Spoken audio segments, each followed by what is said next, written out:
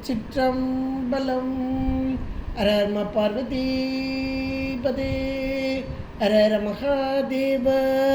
தென்னாடுடைய சிவனே போற்றி, எந்நாட்டவர்க்கும் இறைவா போற்றி. திருச்சிற்றம்பலம். ஒழியான திருமேனி உமிழ்தானம் மிகமேவம் கழியான வரும் யானை கடல் நாழ மரவாமல் அழியாழு மல தூவும் அடியார்கள் உழமாற வழியாகும் வலிதாய வினை கூட நினையாவே. திருச்சிற்றம்பலம். தில்லை குத்தபெருமான் திருவடிகளை சிறமேற்கொண்டு குருமகா சன்னிதானங்கள் பொற்பாதம் பணிந்து அடியவர் மக்கள் பொற்பாதம் பணிந்து இன்றைய மாலை நேர சிந்தனையாக அபிராமி அந்தாதி அதனுடைய பொருளை சிந்தித்து கொண்டிருக்கிறோம்.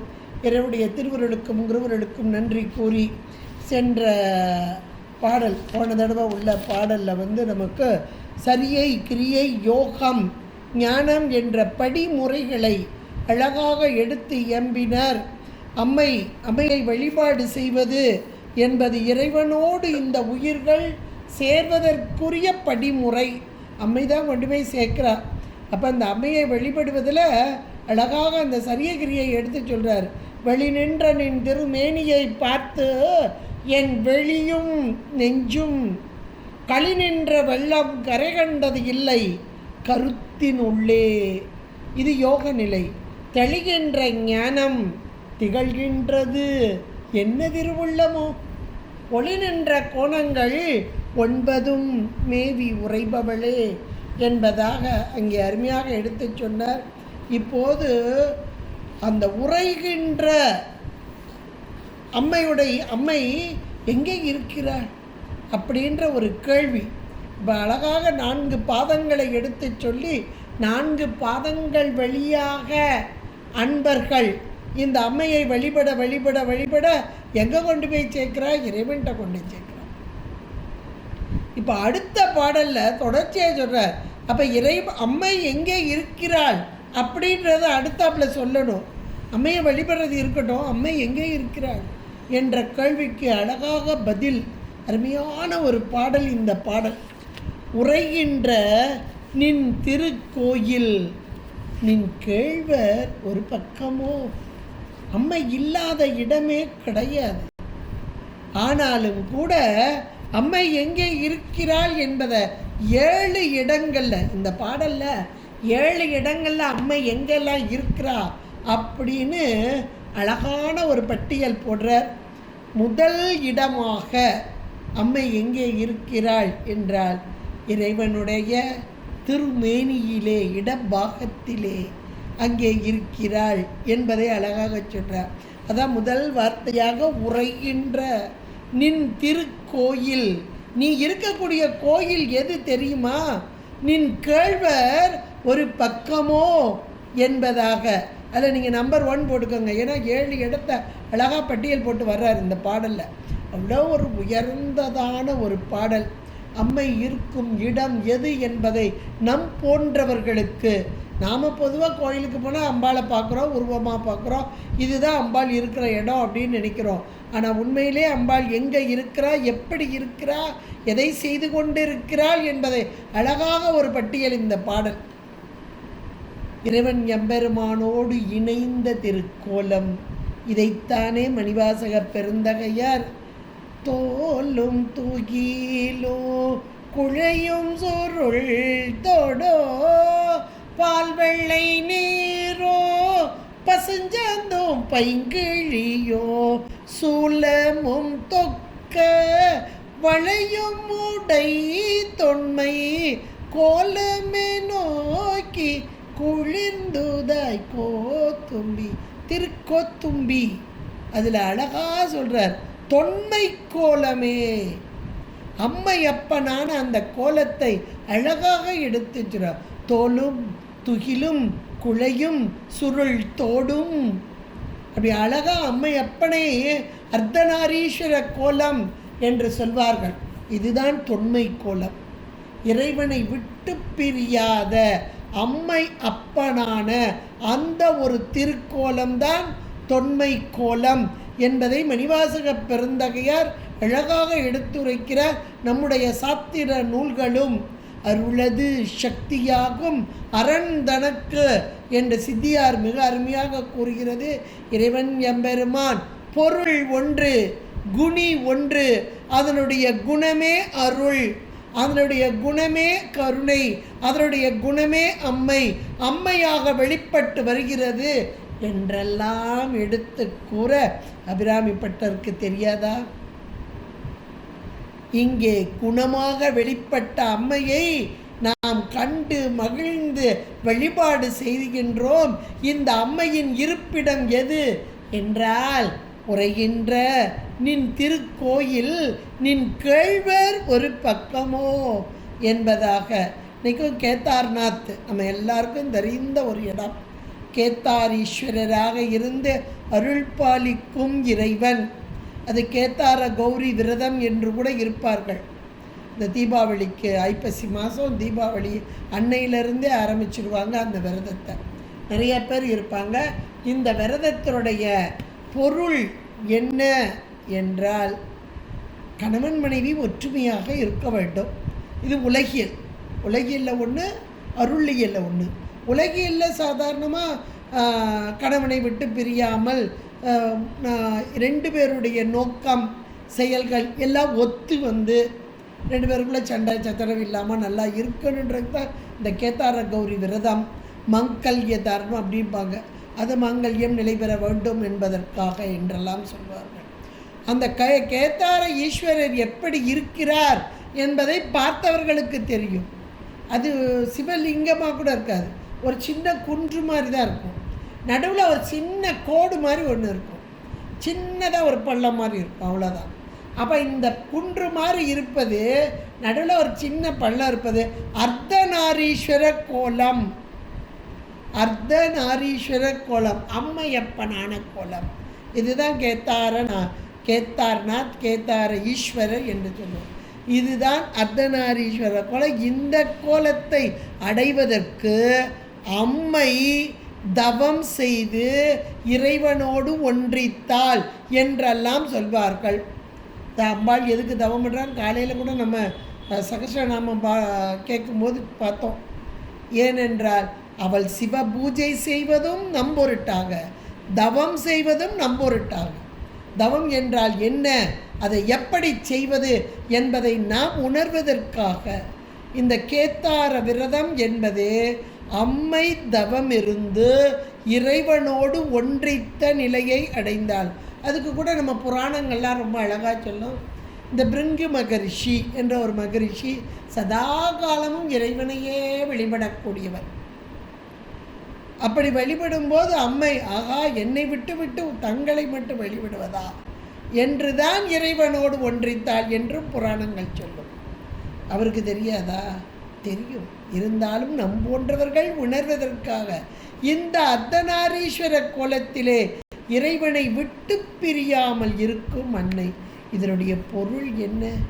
இறைவன் கருணையே வடிவானவர், கருணையை விட்டு ஒரு காலம் பிரியாத இறைவன். அதைத்தான் இங்கே அபிராமிப்பட்டர் உரைகின்ற நின் திருக்கோயில். அம்மா, உனக்கு இடம் எது, நீ இருக்கக்கூடிய கோயில் எது என்றால் இறைவனுடைய அந்த திருமேனி இடபாகத்திலே நீ இருக்கிறாய் என்றெல்லாம் அழகாக சொல்கிறார்.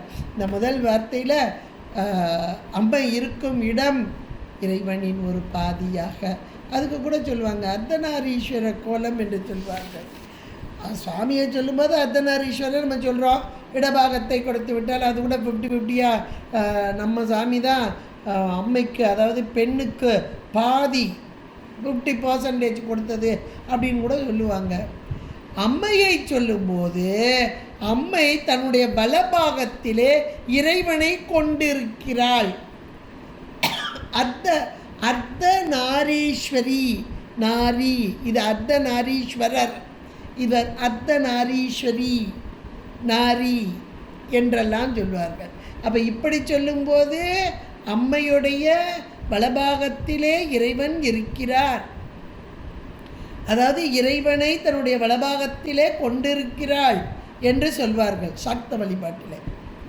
ஆனால் சிவ வழிபாட்டிலே இறைவன் எம்பெருமான் இடபாகத்திலே அம்மையை கொண்டிருக்கிறார் என்று சொல்வார்கள். இதுதான். ஆனால் எப்படி சொன்னாலும் குண குணி சம்பந்தம், ஒருமையின் இருமை, தாதான்மியம், இதெல்லாம் நமக்கு சாத்திரம் மிக தெளிவாக எடுத்துரைக்கிறது. அப்படிப்பட்ட அந்த தொன்மை கோலத்தை நம்முடைய மாணிக்க வாசகரும் அழகாக எடுத்து சொல்லியிருக்கிறார். அதைத்தான் அபிராமிப்பட்டர் இங்கே முதல் இடமாக, அம்மை உரைகின்ற இடமாக உரைகின்ற நின் திருக்கோயில் நின் கேழ்வர் ஒரு பக்கமோ என்பதாக சொன்னார். அடுத்தாப்புல சொல்கிறார், அம்மை வேறு எங்கே இருக்கிறாள், அந்த இடம் மட்டும்தானா என்றால் அவள் இருக்கும் இடம் அடுத்து என்ன, அறைகின்ற நான் மறையின் அடியோ முடியோ. நம்பர் 2 போட்டுக்கோங்க. அப்போ அம்மை அடுத்தாப்புல எங்கே இருக்கிறார் என்றால் வேதங்கள். வேதங்கள் இறைவனால் தரப்பட்டவை. இது எந்த காலம் என்று சொல்ல முடியுமா? காலத்தை கடந்து நின்ற இறைவன் எம்பெருமான் அவர் என்றைக்கு உண்டோ அன்றைக்கே இந்த வேதத்தை தந்தார். உயிர்களாகிய நாம் உய்யும் பொருட்டாக அந்த வேதங்கள் எப்படிப்பட்டது இருக்கிறது? ஓம் என்ற பிரணவ மந்திரத்தோடு அந்த ஓங்காரம் என்னும் கூட்டிற்குள் இருக்கும் கிளியாக இருப்பவள் அம்மை. ஓங்காரம் இல்லாமல் வேதம் இல்லை. அந்த ஓங்காரத்தின் உச்சரிப்பாக, ஒலியாக, சப்தமாக, அதைத்தான் கிளி என்று சொல்வார்கள். ஓங்காரத்தின் கிளியாக. அப்போ அந்த நான் மறையின் அறைகின்ற, அறைதல் என்றால் சொல்லுதல். இந்த நான் மறைகள் வேதங்கள் இவையெல்லாம் ஸ்ருதி வடிவு, சொல் வடிவு. சொல்லின் வழியாக ஒருவர் சொல்ல பிறர் கேட்க உணர்த்தப்படுவது. அந்த சொல்லின் வடிவே இவளே. எழுத்து வடிவும் சொல் வடிவமும் இதெல்லாம் நம்ம சாத்திரத்தில் அழகாக படிச்சிட்டோம். வாக்கு 4 வகையாக, அது உயிர்களாகிய நமக்கு விளக்கம் தருவதாக. அந்த சொல்லின் வடிவாக வருவது வேதம். அப்போ வேதங்களின் வடிவாக நான்மறையின் அடியாகவும் முடியாகவும் இருப்பவள் இவளே. வேதத்தின் சாரமாகவும், இந்த வேதத்தின் முடிந்த முடிவு என்பது உபனிஷத்துக்கள், அதை வேதாந்தம் என்று சொல்வார்கள். அது ஞான பாகமாக விளங்கக்கூடிய அம்மை ஞானமே வடிவானவள், ஞானாம்பிகையாக இருந்து அந்த வேதத்தின் மூலமாக உயிர்களுக்கு விளக்கத்தை தருபவள். அதைத்தான் வேதம் என்னும் அந்த ஓங்கார குட்டிற்குள்ளே இருக்கும் கிளியாக இருப்பவள் என்று சொல்வது. அறைகின்ற நான் மறையின் அடியோ முடியோ. இந்த வேதங்களுக்கு கூட 4 பக்கமும் 4 வாயில்கள் என்றால், இந்த 4 அம்மை இருக்கக்கூடிய மேருபீடம், அதில் 4 வாயில்கள். இந்த 4 வாயில்களே 4 வேதங்கள் இருந்து சதா காலமும் அம்மையை புகழ்ந்து கொண்டு இருக்கிறது என்று கூட நம்ம முதலே பார்த்துட்டோம். அதை அப்படிப்பட்ட வேதத்தில் அடியாக முடியாக அதனுடைய சொல் வடிவாக அத்தனையும் சொல் சுருதி, அதைத்தான் அறைகின்ற என்ற ஒரு வார்த்தையை போட்டார்.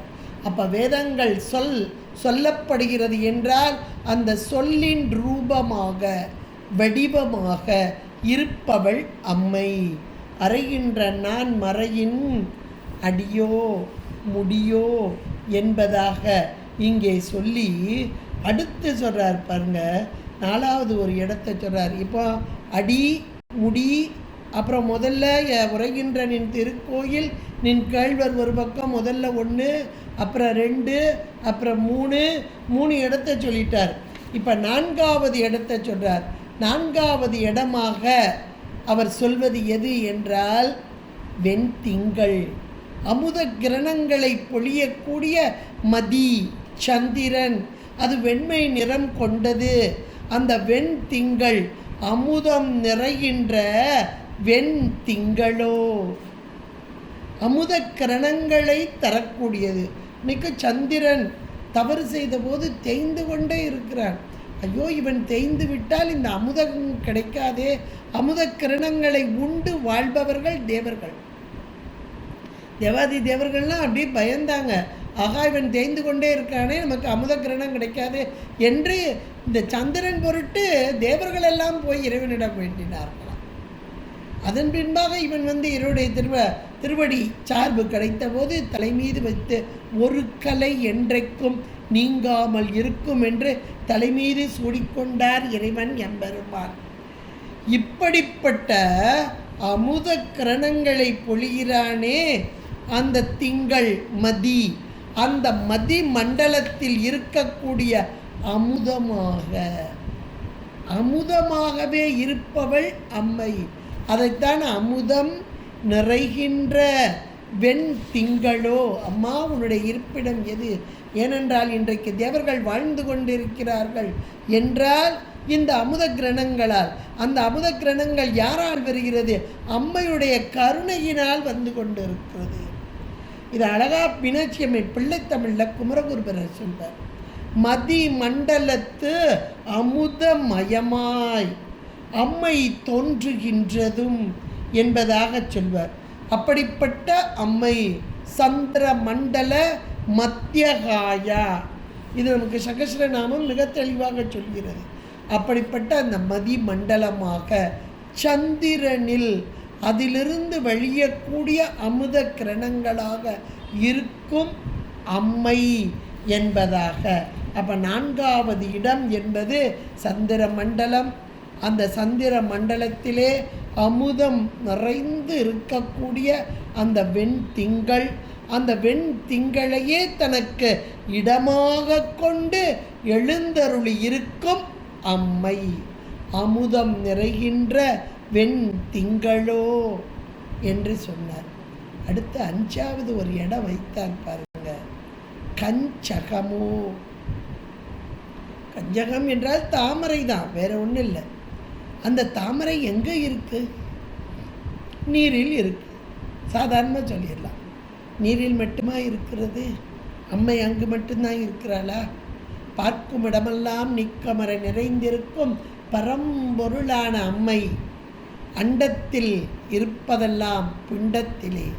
இதோ நம்முடைய உடல் ஆதாரங்கள் 6 ஆதாரங்கள்.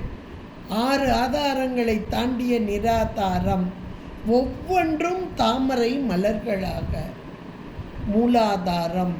மூலாதாரம் புஜா ரூடாயை நமக. இதில் அப்படியே சகஸ்ரநாமம் அத்தனை இதில் வந்துடும். மூலாதாரத்திலே 4 இதழ்கள் கொண்ட தாமரை மலர். அந்த தாமரை மலரிலே அம்மை 5 திருமுகங்களோடு ஒவ்வொரு இடத்துலையும், அந்த மூலாதாரம்ன்றது 4 இதழ் தாமரை, அங்கே 5 திருமுகத்தோடு கூடியவளாக விற்றிருக்கிறாளாம். ஒவ்வொரு இடத்துலையும் ஒரு ஸ்வரூபம், ஒரு நிறம், ஒரு செயல் அத்தனையும் கொண்டவள். இது எல்லாருக்குமே உண்டு, நாம் உணர்றதில்லை, அவ்வளோதான். அந்தந்த இடத்தில் இருந்து கொண்டு யார் உள்நோக்கிய தியானத்தை செய்கிறார்களோ அந்த இடத்தில் உள்ள தேவியாக வெளிப்பட்டு அவர்களுக்கு அதற்குரிய பலன் என்ன பலனோ அதை தந்துட்டு போயிடும். அதை உணர்ந்தவர்கள் தான் சக்த வழிபாட்டிலே சிறந்தவர்கள். அம்மையை இப்படி தியானிப்பார்கள். மூலாதாரத்தில் நிறுத்துவாங்க. அந்த மூலாதாரம் என்பது மேலான ஒன்று. 5 திருமுகத்தோடு கூடிய அம்மை அங்கே இருந்து அருள் பாலிக்கும் அந்த தன்மை. அந்த கஞ்சகம் என்று சொல்லக்கூடிய தாமரை மலர் அது 4 இதழ்களை கொண்டது. அந்த இடத்திலே உள்ள அம்மை மூலாதாரம் புஜாரூடாயை என்பதாக. அடுத்த இடம் சுவாதிஷ்டனம் என்று சொல்லக்கூடியது. இங்கே 6 இதழ்கள் கொண்ட தாமரை மலர். இந்த 6 இதழ்கள் கொண்ட அந்த தாமரை மலரிலே சுவாதிஷ்டானம் என்று சொல்லக்கூடிய அந்த இடத்திலே 4 முகங்களோடு கூடியவளாக விளங்கி அருள் பாலித்து கொண்டிருக்கிறாள். சுவாதிஷ்டனாம் புஜகதாயை, இது சகஸ்ரநாமம். சுவாதிஷ்டனாம் புஜகதாயை நமக என்பதாக தேவியுடைய நாமாவளி. அப்படியே இந்த இடத்தில் இருந்து நமக்கு அருள் பாலிக்கும் அன்னை என்பதை எடுத்துச் சொல்கிறது. அடுத்து மணிப்பூரகம். இது 10 இதழ் கொண்ட தாமரை மலர். இந்த மணிப்பூரகம் என்ற இந்த தலம், இந்த இடத்திலே 3 முகங்களோடு கூடியவளாக அழகான அந்த தாமரை மலரிலே விற்றிருந்து மணிப்பூராப்ஜ நிலையா என்ற திருநாமத்தோடு கூடியவளாக 3 முகங்கள், அந்த 3 முகங்களோடு கூடி மணிப்பூராப்ஜ நிலையா என்ற ஒரு நாமத்தோடு கூடியவளாக அங்கே இருந்து அருள்வாளித்து கொண்டிருக்கிறார். அடுத்து 4வதாக அநாகதம். இந்த மேலான 12 இதழ்கள் கொண்ட தாமரை மலர். இந்த இடத்திலே 2 திருமுகங்களோடு கூடியவளாக இங்கே இருந்து அருள் பாலித்து கொண்டிருக்கிறாள் உயிர்களாகிய நமக்கு. அநாகதாப்ஜ நிலையாயை இந்த இடத்திலே. அடுத்து 16 இதழ்களை கொண்ட இந்த தானம் விசுத்தி என்று சொல்லக்கூடிய கண்டத்தானம். கண்டத்தில் இருப்பது 16 இதழ் கொண்ட தாமரை மலர். இது மேலான ஒரு இடம் என்றும் சொல்வார்கள். இந்த கண்டம் என்பதே நந்தி என்றும் சொல்வார்கள். தாங்குதல், இன்னைக்கு இந்த உடம்பையும் தலையையும் தாங்குகிற இடம் கண்டம். இது 16 இதழ் கொண்ட தாமரை மலர். இந்த இடத்திலே அம்மை ஒரு முகம் கொண்டவளாக விசுத்தி சக்கர நிலையா என்ற நாமத்தோடு கூடியவளாக ஒரு திருமுகம் கொண்டவளாக அருமையாக அங்கே காட்சி தந்து கொண்டு அருள் பாலித்து கொண்டிருக்கிறார். உயிர்களாகிய நமக்கு தெரியல, ஆனால் அந்தந்த இடத்துல இருந்து அந்தந்த சக்கரத்துக்குரிய செயல்பாடு நடந்து கொண்டு இருக்கிறது. என்றைக்கு உணர்கிறோமோ அந்த உணர்வு மேலோங்கி இருப்பவர்களுக்கு அவள் வெளிப்பட்டு தோன்றக்கூடியவளாக இருப்பாள். வெளிப்படுத்துவாங்க. அதுதான் அருளாளர்கள் என்று சொல்லுது. சாக்த வழிபாட்டில் இதெல்லாம் அருமையாக உண்டு. அம்மையை அப்படி உள்முகமாக எழுப்புதல், மேல் நோக்கி எழுப்புதல், அப்படி விசுத்தி ஸ்தானத்திலே விசுத்தி சக்கர நிலையாவாக வந்து அருள் பாலிக்கும் அன்னை அடுத்து மேலாக இங்கே வந்து விடுகிறார். ஆக்ஞை என்று சொல்லக்கூடிய 2 இதழ்களை உடைய அந்த தாமரை மலர் என்று தாமரை மலரிலே 2 இதழ்கள் கொண்ட தாமரை மலரிலே 6 முகங்களோடு கூடியவளாக எம்பெருமாட்டி அழகாக காட்சி தருகிறாள். 6 முகங்கள், 2 இதழ் தாமரை தான், ஆனால் 6 முகங்களோடு காட்சி தருகிறாள்.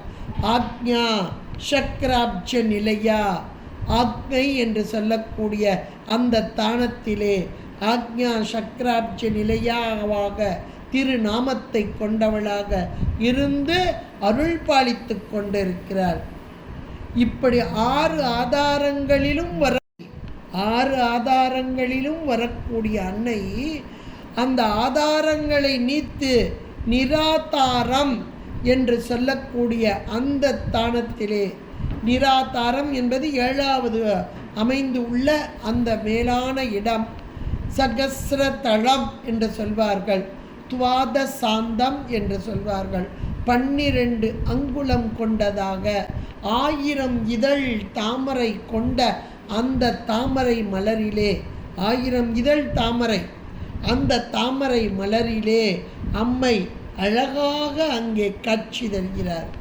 பத்மஸ்தா என்று லலிதா சகஸ்ர நாமம் இவளை இங்கே சொல்கிறது. 1000 இதழ் தாமரை மலரிலே இருந்த அருள் பாலிக்கும் அழகான தேஜஸோடு ஒளி வெள்ளமாக இந்த இடத்துல இருக்கிற அம்மை ஒளி வெள்ளம்தான். பத்மஸ்தா என்று சொல்லக்கூடியது சகஸ்ராராம் புஜாரூடாயை என்பதாக, பத்மாசனாயை நமக என்பதாக, இப்படி கஞ்சகமோ என்ற மாத்திரத்திலே அழகாக தாமரை மலரிலே வீற்றிருப்பவள் வெண்தாமரை கன்றி என்று இங்கே குமரகுருபரர் பாடுவார். வெண்மையான தாமரை மலரிலே விற்றிருக்கும் கலைகளுக்கெல்லாம் நாயகியாகிய கலைமகள் சகல கலா வல்லியாக இருந்த அருள் பாலிப்பவளும் இவளே. அப்படிப்பட்ட வெண் திங்களோ கஞ்சகமோ என்று அபிராமிப்பட்டர் அழகாக சொல்லியிருக்கிறார். இந்த வெண் திங்களோ வெண் கஞ்சகமோ என்று இந்த வெண்மை என்ற நிறத்தை கஞ்சகத்திற்கு கூட்டிக் கொண்டால் வெண் கஞ்சகமோ என்றால் அழகான வெண்மையான தாமரை மலரிலே இருந்து கலைகளுக்கெல்லாம் நாயகியாக இருந்து எல்லோருக்கும் கலை ஞானத்தை தருபவளாக சகல கலா வல்லியாக இருந்து நடத்துபவளும் இவளே.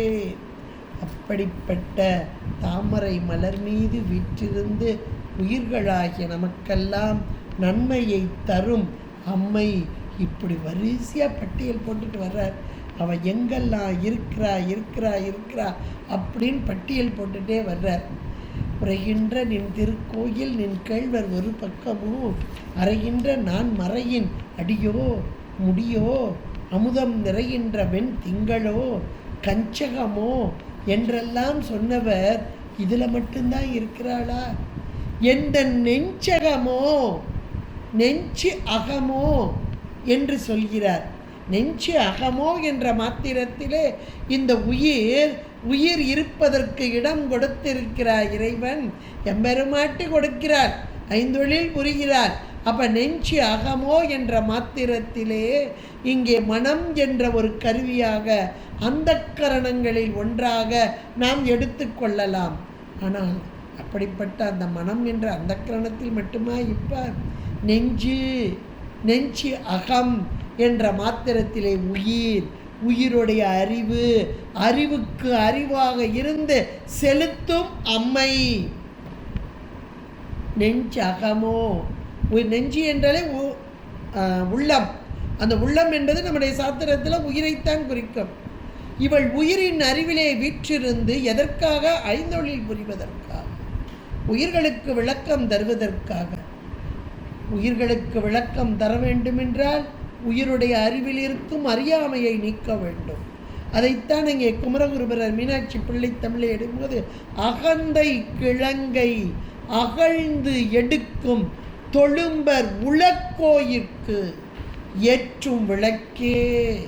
தொடுக்கும் கடவுள் பழம்பாடல் என்பதான அருமையான அந்த பாடல். இதை பாடும்போது தான் அம்மை மீனாட்சி அம்மை அப்படியே நேரில் தோன்றினாள். 5 வயது குழந்தையாக தோன்றி வந்து அங்கே மன்னனுடைய மடியில் வந்து அமர்ந்தார்.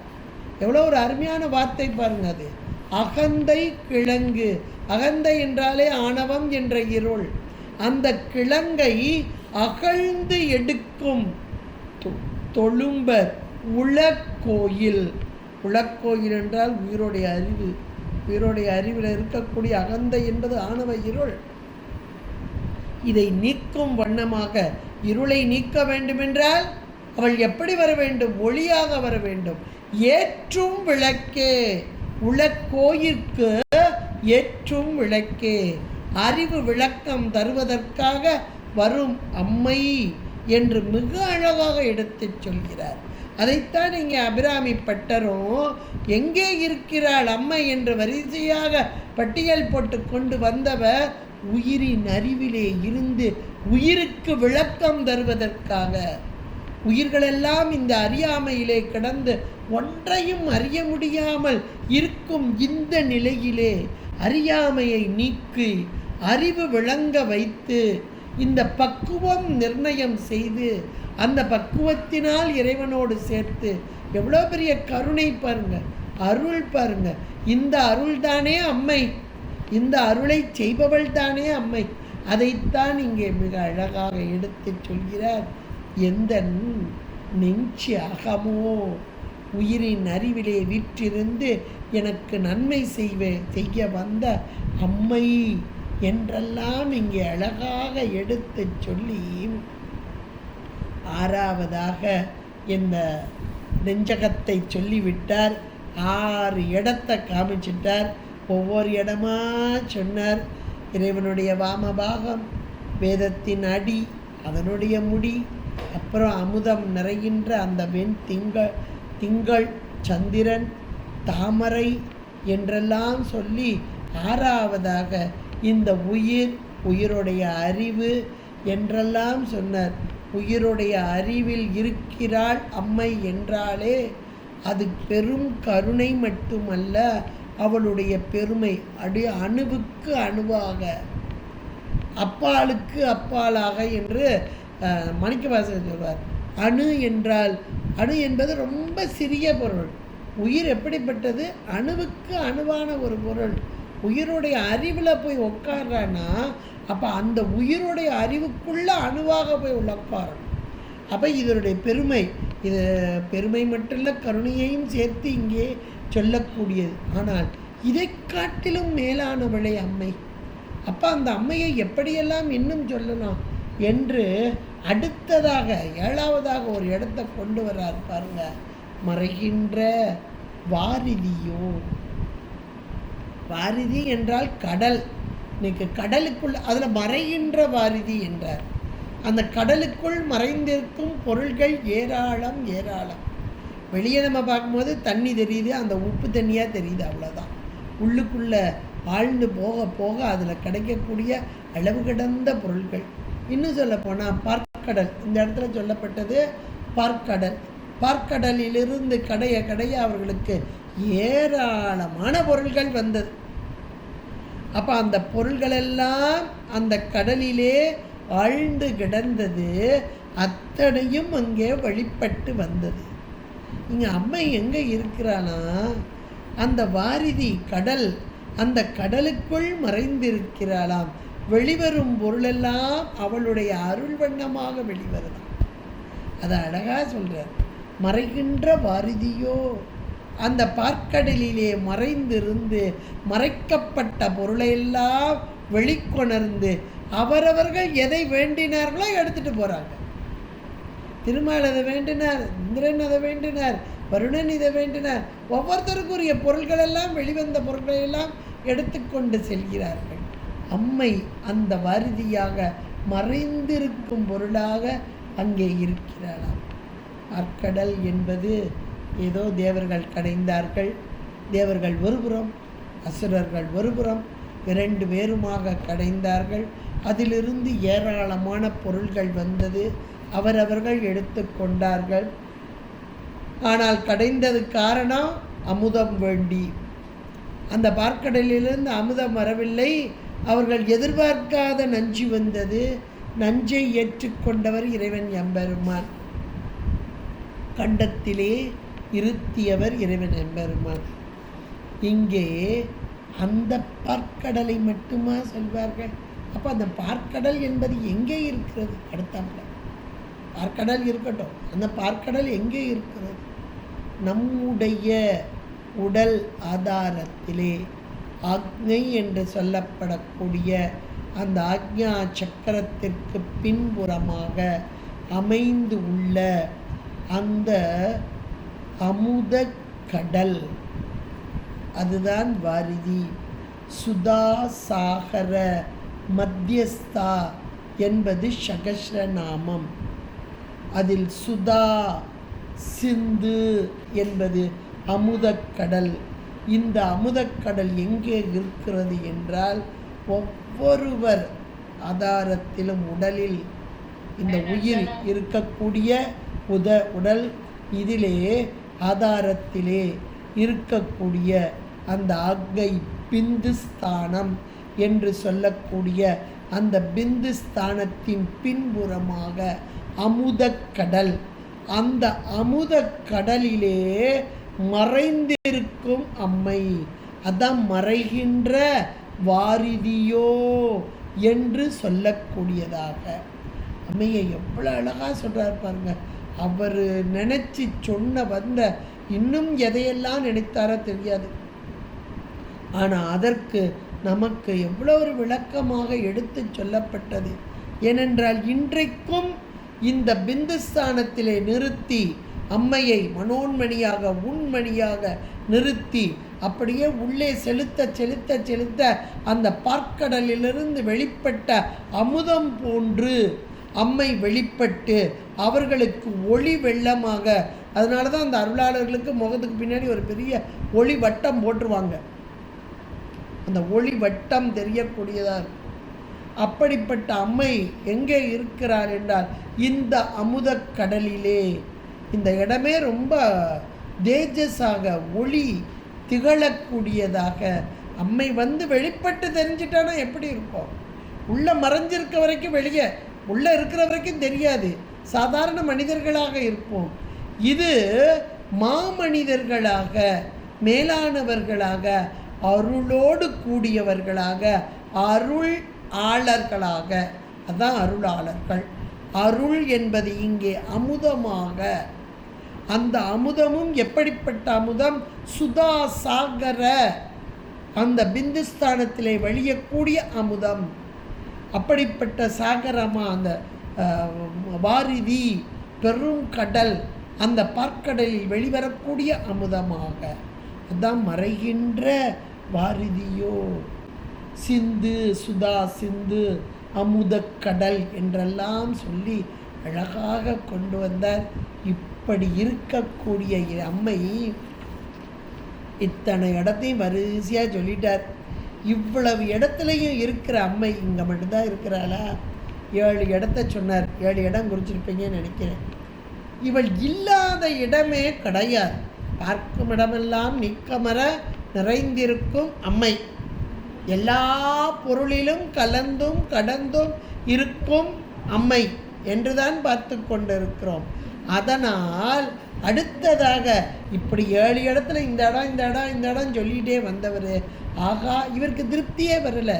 இங்கே இருக்கிறா, இங்கே இருக்கிறா, இங்கே இருக்கிறா, இங்கே இருக்கிறா, அப்படி வரிசையாக 7 இடத்த சொன்னார். ஆனாலும் இனி பூரணை அல்லவா, பூரணமானவள் அல்லவா, பரிபூரணை அல்லவா, எல்லா இடத்திலும் நிறைந்திருக்கும் பரிபூரணமானவள் அல்லவா. அதனால் அடுத்து சொல்றார், பூரணாச்சல மங்கலையே என்கிறார். பூரண அச்சல மங்கலை, பூரணை மட்டும் சொல்லலை, பூரண அச்சல மங்கலை என்கிறார். இவள் பூரணமானவள், நிறைவானவள். பூரணாகுதி என்பார்கள், நிறைவு என்பார்கள். நிறைந்து இருப்பவள், எல்லா இடத்திலும் நிறைந்து இருப்பவள், அதுதான் பூரணம் என்று சொல்வார். நிறைந்து இருத்தல், இறைவனோடு நிறைந்திருக்கிறாள். அந்த இறைவனோடு இருக்கும் அம்மை உயிர்களோடு நிறைந்திருக்கிறாள். இந்த உயிர்களை செலுத்தும் வண்ணமாக உலகத்தோடு நிறைந்திருக்கிறாள். உலகத்து பொருளிலெல்லாம் காட்சி தருகிறாள்.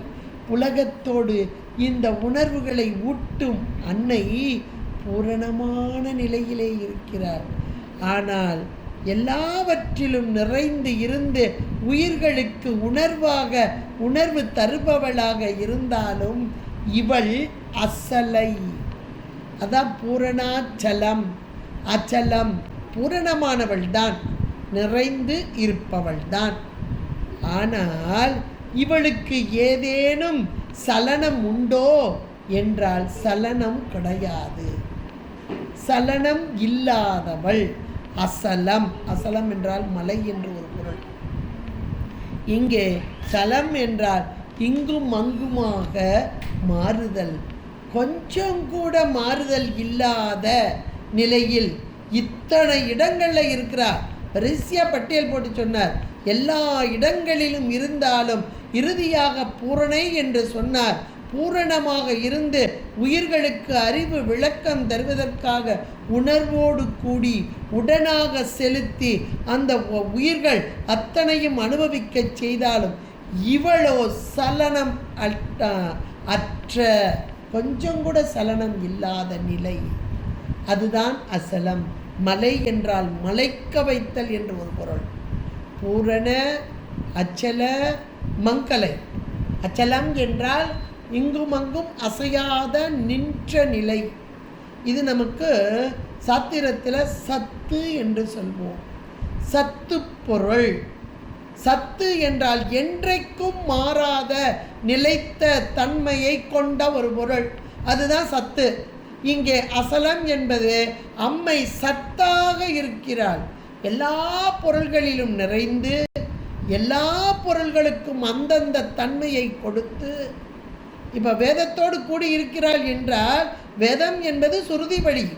அப்போ சொல் வடிவாக இருந்து வேதத்தின் பொருளை எல்லாம் சொல்லாக மட்டுமா பொருளாகவும் இருந்து அந்த பொருளையெல்லாம் உணரும் தன்மையை உணர்த்தி யாரெல்லாம் வேதத்தை படிக்கிறார்களோ அதனுடைய பொருளை உணர வைக்கும் தன்மை கொண்டவளாக இருக்கும் அம்மை.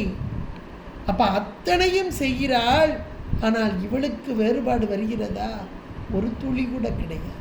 அதுதான் இங்கே அச்சலம், அசைவு இல்லாத தன்மை, தன் நிலைமையில் மாறாத தன்மை, சத்துத்தன்மை என்பதாக 6 ஆதாரங்கள். 7வது ஆதாரம் இதையெல்லாம் சொன்னாங்க. ஒவ்வொரு ஆதாரத்தில் இருந்தாலும் இவள் தன்மை மாறுகிறதா? அல்ல, கொஞ்சம் கூட மாறாத தன்மை. அப்படிப்பட்ட பூரணமான அம்மை, எங்கும் நிறைந்திருக்கும் அம்மை, எல்லாவற்றையும் நடத்தும் அம்மை, அச்சலமான அம்மை. அடுத்து அசையாத தன்மை, சத்துத்தன்மை மட்டுமா? மங்களை, மங்களத்தை செய்பவள். பெண்கள் எல்லாரும் இன்னைக்கு அம்மையை ஏன் வழிபாடு செய்கிறார்கள் என்றால் மங்களம், நித்திய மங்களை, சுமங்கலை, சுமங்கலி. அப்படிப்பட்ட பெண்களாகிய நமக்கு எல்லாருக்கும் தான் மங்களம் என்றாலே இன்பம், நன்மை, அருள் என்றெல்லாம் பொருள். இவருடைய நாமாவளியிலே நித்திய மங்களை, சுமங்கலி என்றெல்லாம் நாமாவளி இருக்கிறது. அப்படிப்பட்ட அம்மை நித்திய மங்களையாக, மங்களாக்கிருதி, மங்களாக்கிருதியை என்றெல்லாம் இங்கே மங்களத்தை தருபவளாக யார் இவளை நினைந்து வழிபாடு செய்யக்கூடியவர்களாக இருக்கிறார்களோ அவர்களுக்கு மங்களத்தை தரக்கூடியவளான அம்மையாக பூரண அச்சல மங்களையாக இருந்து அம்மை. இன்னும் சொல்லப்போனால் அசலம் என்றால் மலை, அசையாத தன்மை, சத்துத்தன்மை என்று நம்ம பார்த்தோம். இவள் பூரண மங்களை, அச்சல மங்களை. இந்த வார்த்தையார் பூரணாச்சல மங்களைன்னு இருக்கு பாருங்க, கடைசி வார்த்தை. அதை 2 வகையாக பிரிச்சுக்கோங்க. பூரணா அச்சல மங்களைன்னு 3 வார்த்தையாக பிரித்தோம். அதை 2 வகையாக பிரிச்சுக்கோங்க. பூரண மங்களை ஒன்று, அச்சல மங்களை ஒன்று. இப்போ பூரண மங்களை என்றால் எங்கும் நிறைந்திருந்து மங்களத்தையே சதா காலமும் உயிர்களாகிய நமக்கு தருபவள், அது பூரண மங்களை. அச்சல மங்களை என்றால், அச்சலம் என்றால் சத்து, நிலைத்த பொருள் என்றெல்லாம் பார்த்தோம். அசலம் என்றால் மலை என்று ஒரு பொருள் உண்டு. இமயாச்சலம், அருணாச்சலம் என்றெல்லாம் பார்க்கிறோம். இமயாச்சலம் என்று சொல்லக்கூடிய இமயமலையிலே பர்வதராஜனுக்கு மகளாக வந்து உதித்து, மலை ராஜனுக்கு 2 கண்மணியாய் உதித்து மலை வளர் காதலி பெண்ணாகிய அந்த பார்வதி. அதுதான் இங்கே அச்சல மங்களை. அந்த மலையிலே, இமயமலையிலே பர்வதராஜனின் மகளாக பார்வதி தேவியாக தோன்றிய அம்மை, வந்த அம்மை. அப்படி என்றால் பூரணாச்சல, பூரணமங்களையாக, அச்சலமங்களையாக இப்படியெல்லாம் வரும் அன்னை என்று எவ்வளோ அழகா அம்மை இருக்கும் இடம்தான் எது? அவன் நினைச்சா எந்த வடிவும் கொள்வாள், எந்த நேரத்தில் எப்படி வடிவு கொள்ள வேண்டுமோ. இது சுதந்திரத்தன்மை என்று நம்ம பார்த்துருக்கோம். இறைவனுடைய எண்குணங்களில் ஒன்று. இறைவன் வேறு, இறைவி வேறு அல்ல. இங்கே எண்குணங்களில் ஒன்றாக சுதந்திரத்தன்மை கொண்டவளான அன்னை. அப்படிப்பட்ட அன்னையை எங்கெல்லாம் இருக்கிறான்றத ஒரு அருமையான ஒரு பட்டியல் இந்த பாடல் 20வது பாடல் அபிராமி அந்தாதியில் 20வது பாடலில் அழகாக எடுத்து சொல்கிறார் அபிராமி பட்டர். அப்படியே மனசுக்குள்ள சதா காலமும் சொல்லிக்கொண்டே இருங்கள்.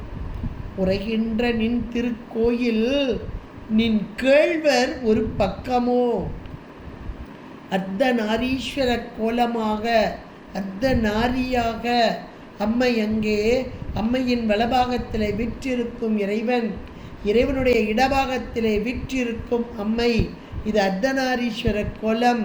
இதை எடுத்து சொல்லி, இதுதான் தொன்மை கோலம், இதையெல்லாம் எடுத்து சொல்லி அம்மையுடைய இருப்பிடமாக இறைவனுடைய இடம் என்பதை சொல்லி, அடுத்து அப்படிப்பட்ட அம்மை உயிர்களாகிய நமக்கெல்லாம் நன்மை தருவதற்காக 4 வேதங்கள், வேதங்களெல்லாம் உயிர்களுக்கு எப்படி நடக்க வேண்டும், எதை செய்தால் நன்மை கிடைக்கும், எதை செய்தால் இறைவனோடு கூடலாம் என்று பொதுவாக எடுத்து சொல்வது வேதம். அந்த வேதங்கள் அம்மைக்கு 4 வாயில்களாக அமைந்து அம்மையை புகழ்ந்து கொண்டிருக்கிறது. அந்த வேதங்களின் சொல்வதற்கு முன்பாக ஓம் என்ற பிரணவம், அந்த பிரணவத்திற்குள்ளே அத்தனையும் அடங்கும். அந்த ஓங்கார குட்டிக்குள் இருக்கும் கிளியாக இருக்கும் அம்மை, அதுதான் இங்கே அறைகின்ற நான்மறையின் அடியோ முடியோ. வேதத்தின் அந்தம் வேதாந்தம், உபனிஷத்துக்கள், இதில் ஞானபாதம், ஞானபாதத்தின் வடிவாக இருக்கும் அம்மை, ஞானாம்பிகையாக இருக்கும் அம்மை. அப்படிப்பட்ட அடியோ முடியோ என்றெல்லாம் எடுத்து சொன்னார். அது மட்டுமா, இந்த வேதங்களில் மட்டும், அதுவும் வேதங்களில் சுருதி வடிவில் சொல் வடிவு, சொல் வடிவாக, அந்த சொல் வாக்காக, வாக்கு ஸ்தானமாக இருந்து உயிர்களுக்கு நன்மை செய்யும் அம்மை என்பதையும் அங்கே அழகாக எடுத்து சொல்லி, அப்படிப்பட்ட அம்மை இருக்கும் இடம் எது என்றால், அமுதம் நிறைகின்ற வெண் திங்களோ, வானத்திலே உலா வரக்கூடிய அந்த திங்கள், அந்த மதி, அந்த அமுத கிரணங்களை பொழியக்கூடிய சந்திரன், அந்த சந்திரன் வெடிவமாக இருந்து அதிலிருந்து வெளியும் அமுத கிரணங்களாக இருந்து உயிர்களுக்கெல்லாம் நன்மை தரும் அம்மை என்பதாக இவள் இருக்கும் இடம். அங்கே அமுதம் நிறைகின்ற வெண் திங்களோ என்பதாக சொல்லி, கஞ்சகமோ தாமரை மலர், தாமரையிலே வீற்றிருக்கும் அம்மையாக இங்கே உடம்பில் இருக்கும் 6 ஆதாரங்கள், ஆதாரங்களை கடந்த நிராதாரம், ஒவ்வொரு ஆதாரத்தில் இருக்கும் தாமரை, ஒவ்வொன்றிலும் ஒவ்வொரு நாமம், ரூபம், வண்ணம், ஒவ்வொன்றுக்கும் ஒரு வண்ணம் கொண்ட அம்மையாக ஒவ்வொரு செயலை, காரியத்தை அந்தந்த ஆன்மாக்களுக்கு, பக்குவம் பெற்ற ஆன்மா, அந்தந்த பக்குவம் பெற்ற ஆன்மாக்கள் தான் அந்த இடத்துல நிறுத்திடுவாங்க, கொண்டு வந்து நிறுத்தி அந்த அம்மையை வரவழைத்து அம்மையுடைய அத்தனையையும் பெறுவார்கள். அந்த சக்தியை கொடுத்துட்டு போயிடுவார். அப்படிப்பட்ட கஞ்சகமோ, இதற்கெல்லாம் மேலாக எந்த நெஞ்சு அகமோ, உயிரின் அறிவிலே வீற்றிருந்து உயிருக்கு விளக்கத்தை தரும் அம்மையாக நெஞ்சு அகமோ, இதற்கெல்லாம் மேலாக மறைகின்ற வாரிதியோ, பார்க்கடல், பார்க்கடலில் மறைந்திருக்கும் அத்தனை பொருளாகவும் நீயே இருந்து வேண்டியவர்களுக்கு வேண்டியாங்க கொடுத்து கொண்டிருக்கும் அம்மை. அந்த பார்க்கடல் எங்கே இருக்கிறது? இங்கே உடம்பிற்குள்ளும் இருக்கிறது. யார் உள்நோக்கிய முகத்தில் எழுப்புகிறார்களோ அவர்களுக்கு இங்கே அமுதத்தை பொழிகின்ற, அமுதத்தை வெளிப்படுத்துகிற பார்க்கடல் தான் சுதா சாகர மத்தியஸ்தா என்று சொல்லக்கூடியது.